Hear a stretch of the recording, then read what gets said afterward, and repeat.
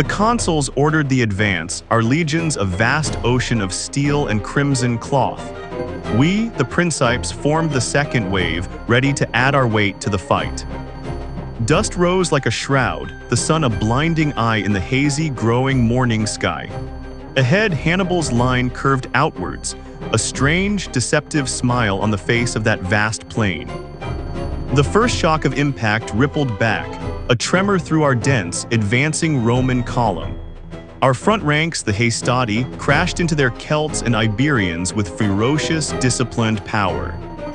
Their center yielded, or so it seemed, like ripe grain before a strong, determined harvest wind. A roar went up from our ranks. We thought we had them, their line breaking then.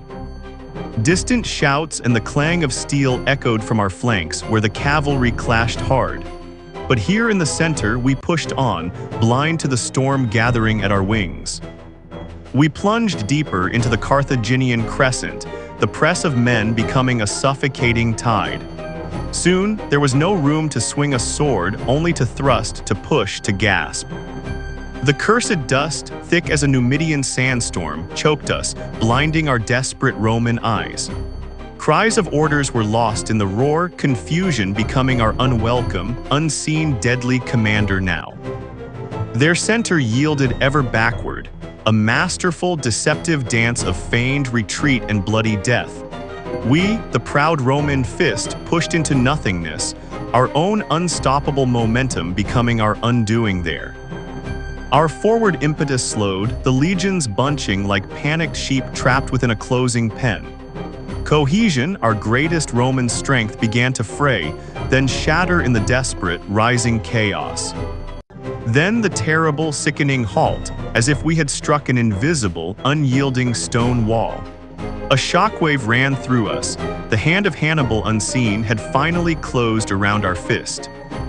From the wings, Hannibal's African foot, fresh and grim, turned inward like closing iron gates. The space around us shrank, the air growing heavy with the metallic scent of despair. Then from our rear, a storm of barbarian horsemen, their triumphant howls a death knell. We were a ship caught in a vortex, surrounded with no escape from the closing dark. Panic, a wild beast, tore through our ranks, every man for himself in that doomed pocket. Orders were meaningless. Survival, a fleeting prayer on lips stained with dust and crimson blood. The slaughter began, methodical and grim, like butchers in a blood-soaked, crowded human abattoir. There was no room to fight, no room to fall, only to die standing there.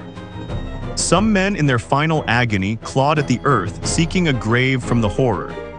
Others met their end with a legionary stoic glare, a last defiance against cruel fate. I fought like a cornered wolf, fueled by rage and the primal need to breathe again.